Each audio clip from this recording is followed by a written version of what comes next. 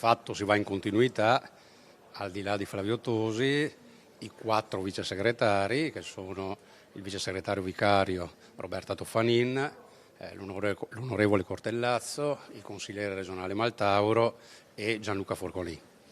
E 36 nomi che sono stati scelti tutti dal territorio, in base al numero delle tessere, in base agli abitanti delle province. Le segreterie provinciali hanno espresso ognuna una parte di questi 36 nomi, 24 uomini e 12 donne, in modo appunto che ci sia l'assoluta unitarietà, perché è quello che si aspetta da noi l'elettorato. Non si vogliono baruffe, gossip, confronti sui giornali per questioni interne.